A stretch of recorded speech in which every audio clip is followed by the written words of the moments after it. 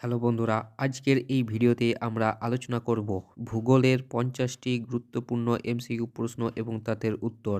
তো এই ৫০টা প্রশ্ন খুবই গুরুত্বপূর্ণ বিভিন্ন আপকামিং যে কোনো পরীক্ষার জন্য, এবং প্রত্যেকটি প্রশ্নের উত্তর তোমরা যদি জেনে থাকো তাহলে অবশ্যই কমেন্ট বক্সে কমেন্ট করে জানাবে, এবং ভিডিও শেষে অবশ্যই বলবে যে কতগুলি প্রশ্নের উত্তর দিতে পারলে তোমরা। তো চলো শুরু করি আজকের প্রথম প্রশ্ন।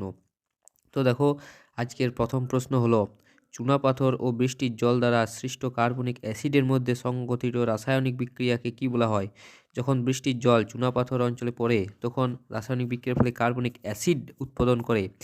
এই প্রক্রিয়াকে অঙ্গার যোজন বলা হয়। অঙ্গার যোজন, অপশন ডি। পরবর্তী প্রশ্ন দেখো, যে উপকূলীয় বাঁধ উপকূলের সঙ্গে কোনো দ্বীপ বা একাধিক দ্বীপকে যুক্ত করে তাকে কি বলা হয়?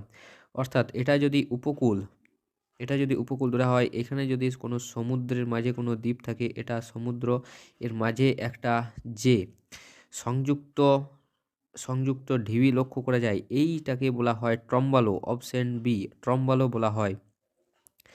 পরবর্তী দেখো, মালভূমির খাড়া ঢালে সাধারণত কোন ধরনের নির্গমন প্রণালী গড়ে ওঠে? তো মালভূমি তো অনেকটা টেবিলের মতন দেখতে হয়, তখন এইখান থেকে যখন জলগুলি নিচের দিকে নামতে থাকে, তো অনেকটা সমান্তরাল জল নির্গমন প্রণালীর সৃষ্টি হয়, অর্থাৎ সোজা হয়ে নামতে থাকে এবং নিচে কোনো নদীর সঙ্গে মিশে।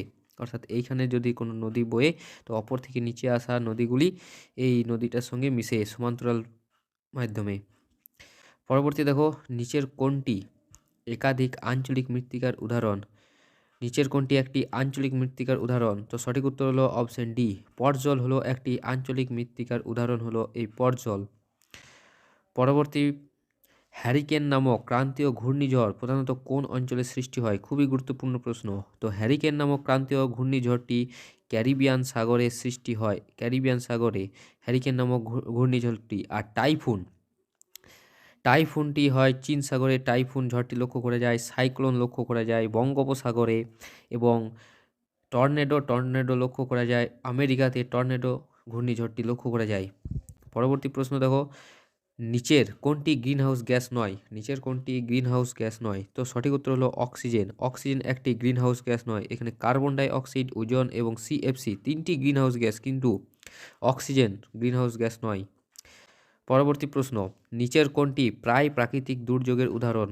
নিচের কোনটি একটি প্রায় প্রাকৃতিক দুর্যোগের উদাহরণ? তো সঠিক উত্তর হলো বাঁধের ছাড়া জলের সৃষ্ট বন্যা হলো একটি প্রায় প্রাকৃতিক দুর্যোগের উদাহরণ।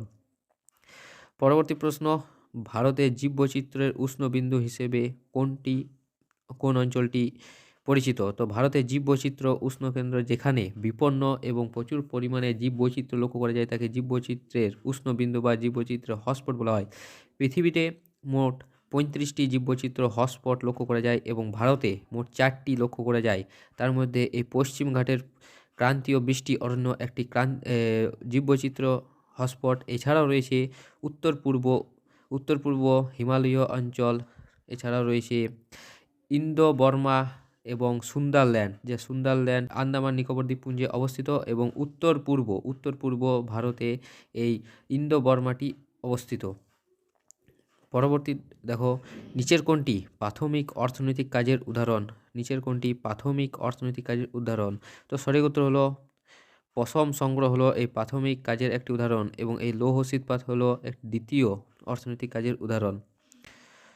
পরবর্তী, মিলেট জাতীয় শস্য প্রধানত কোন কৃষি পদ্ধতিতে চাষ করা হয়? তো মিলেট জাতীয় শস্য প্রধানত এই শুষ্ক কৃষিতে মিলেট জাতীয় শস্য চাষ করা হয়। মিলেট জাতীয় শস্য বলতে বোঝায় জোয়ার, বাজরা, রাগি, যা রাজস্থানে সবদিকে বেশি লক্ষ্য করা যায় এই মিলেট জাতীয় শস্য। পরবর্তী প্রশ্ন দেখো, কার্পাস বস্ত্র বয়ন শিল্প গড়ে তোলার জন্য উপযুক্ত স্থান কোনটি?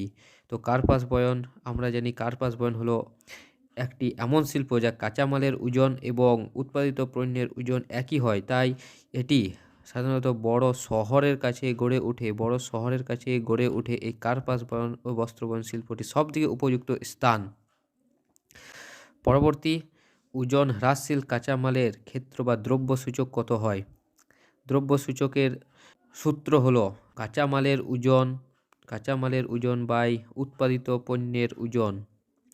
কাঁচামালের ওজন যদি বেশি হয়, এখানে ওজন হ্রাসশীল কাঁচামাল বলতে বোঝাচ্ছে, এখানে ওজন হ্রাসশীল কাঁচামাল বলতে কাঁচামালের ওজন বেশি এবং উৎপাদিত পণ্যের ওজন কম, তাই এখানে সঠিক উত্তর হলো একের বেশি, অপশন সি, একের বেশি।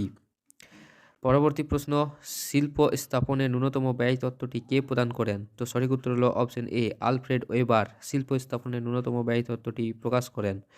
পরবর্তী, 2011 সালের আদমশুমারি অনুযায়ী ভারতের সর্বাধিক জনঘনত্ব রাজ্য কোনটি?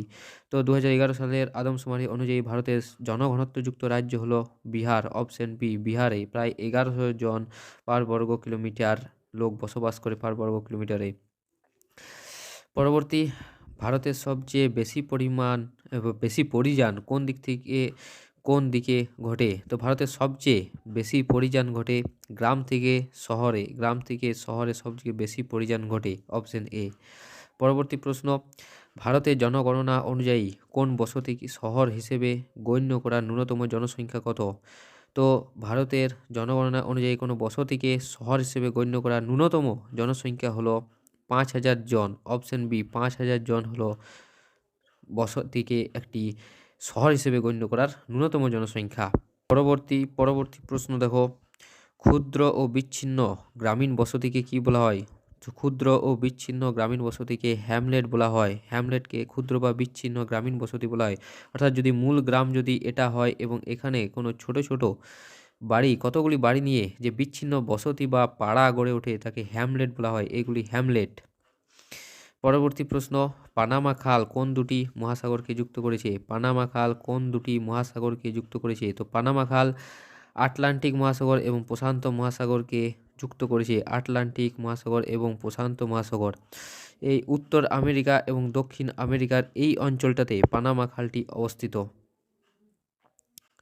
পরবর্তী প্রশ্ন, হলদিয়া শিল্পকেন্দ্র কোন দুটি নদীর সঙ্গম স্থলে গড়ে উঠেছে? হলদিয়া শিল্প কেন্দ্র কোন দুটি নদীর সঙ্গমস্থলে গড়ে উঠেছে? সঠিক উত্তর হলো অপশন সি, হুগলি নদী এবং হলদি নদীর সঙ্গমস্থলে এই হলদিয়া শিল্পাঞ্চলটি গড়ে উঠেছে। পরবর্তী প্রশ্ন, নিচের কোনটি ভারতের একটি পরিকল্পিত শিল্পাঞ্চল? নিচের কোনটি একটি পরিকল্পিত শিল্পাঞ্চল? তো সঠিক উত্তর হলো এখানে অপশন সি, দুর্গাপুর হলো একটি পরিকল্পিত শিল্পাঞ্চল। পরবর্তী প্রশ্ন, অর্থনৈতিক উন্নয়নের একটি প্রধান সূচক কোনটি? অর্থনৈতিক উন্নয়নের একটি প্রধান সূচক কোনটি? তো সঠিক উত্তর হলো মোট অভ্যন্তরীণ উৎপাদন হলো অর্থনৈতিক উৎপাদনের একটি প্রধান সূচক। পরবর্তী প্রশ্ন, পাললিক শিলা গঠনের সময় শিলার মধ্যে আবদ্ধ জলকে কি বলা হয়?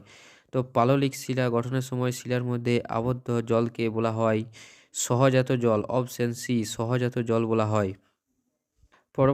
পরবর্তী প্রশ্ন দেখো, ভূমিরূপ হলো ভূগঠন প্রক্রিয়া ও পর্যায়ের ফলশ্রুতি, এই ধারণাটি কে প্রবর্তন করেন?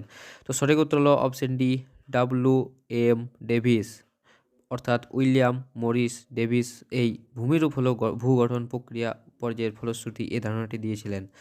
পরবর্তী, চার্নোজেম মৃত্তিকা প্রধানত কোন অঞ্চলে দেখতে পাওয়া যায়? চার্নোজেম মৃত্তিকা প্রধানত কোন অঞ্চলে দেখতে পাওয়া যায়? তো চার্নোজেম মৃত্তিকা লক্ষ্য করা যায় অপশন ডি, নাতিশীতোষ্ণ অঞ্চলে চার্নোজেম মৃত্তিকাটি লক্ষ্য করা যায়। পরবর্তী প্রশ্ন দেখো, দক্ষিণ চীন সাগরে সৃষ্ট ঘূর্ণবাতকে কি বলা হয়? দক্ষিণ চীন সাগরে সৃষ্ট ঘূর্ণবাতকে কি বলা হয়? এটা একটু আগে বললাম, তাই এটা হোমওয়ার্ক রইল। তো চলো পরবর্তী প্রশ্ন দেখি, ওজোন স্তর ধ্বংসের জন্য প্রধানত দায়ী গ্যাস কোনটি? ওজোন স্তর ধ্বংসের জন্য দায়ী গ্যাস হলো CFC, অপশন সি, CFC হলো ওজোন স্তর ধ্বংসের জন্য প্রধান দায়ী গ্যাস।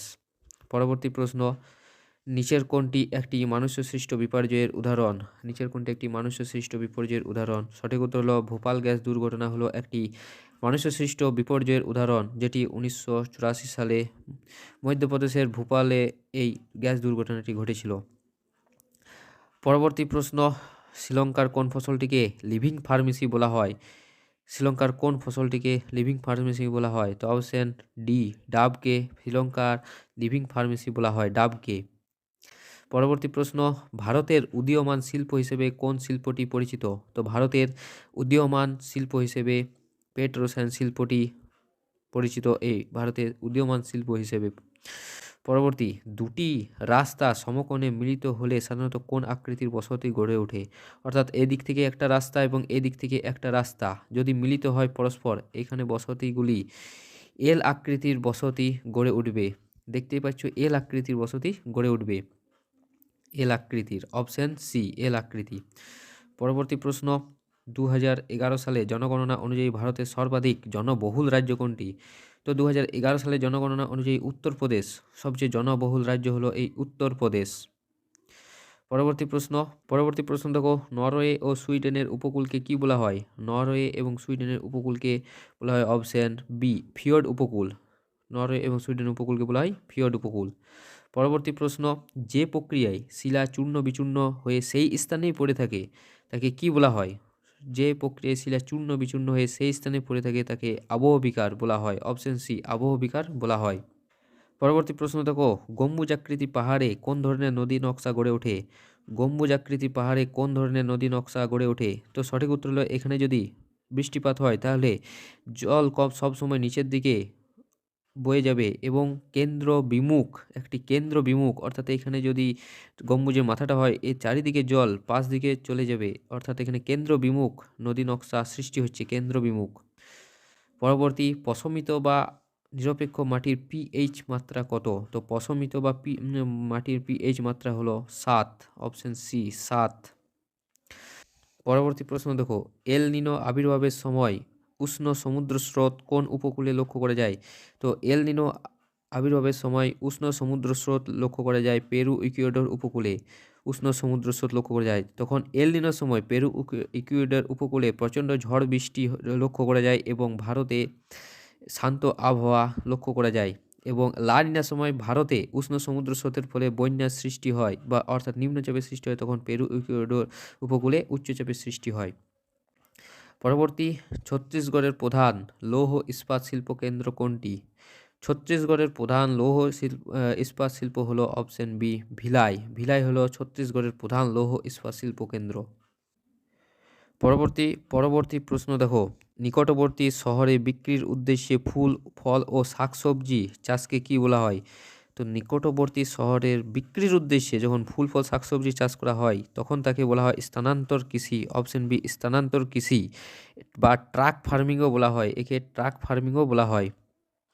পরবর্তী প্রশ্ন, ভারতের খাদ্য প্রক্রিয়াকরণ শিল্পে একটি অগ্রগণী রাজ্য কোনটি? তো ভারতের খাদ্য প্রক্রিয়াকরণ শিল্পের একটি অগ্রগণী রাজ্য হলো আমাদের রাজ্য পশ্চিমবঙ্গ, একটি খাদ্য প্রক্রিয়াকরণ শিল্পের একটি অগ্রগণী রাজ্য।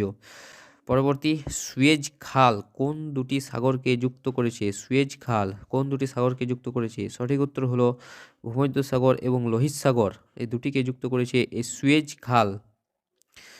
পরবর্তী প্রশ্ন দেখো, কোনো শহরের মোট জনসংখ্যা 10 লক্ষের বেশি হলে তাকে কি বলা হয়? তো কোনো শহরের মোট জনসংখ্যা 10 লক্ষ বা তার বেশি হলে তাকে মহানগর বলা হয়। অপশন সি মহানগর বলা হয়। পরবর্তী প্রশ্ন, নিচের কোনটি জীববৈচিত্র্য হটস্পটের উদাহরণ? তো সঠিক উত্তর হলো এখানে অপশন ডি সাইলেন্ট ভ্যালি একটি জীববৈচিত্র্য হটস্পটের উদাহরণ, এটি পশ্চিমঘাট পর্বতমালায় অবস্থিত এই সাইলেন্ট ভ্যালিটি। পরবর্তী প্রশ্ন, আয়তনের দিক থেকে ভারতের বৃহত্তম রাজ্য কোনটি? আয়তনের দিক থেকে ভারতের বৃহত্তম রাজ্য হলো রাজস্থান। অপশন ডি বর্তমানে রাজস্থান হলো আয়তনের দিক থেকে সর্ববৃহৎ রাজ্য। পরবর্তী প্রশ্ন, ভারতের দীর্ঘতম নদী কোনটি?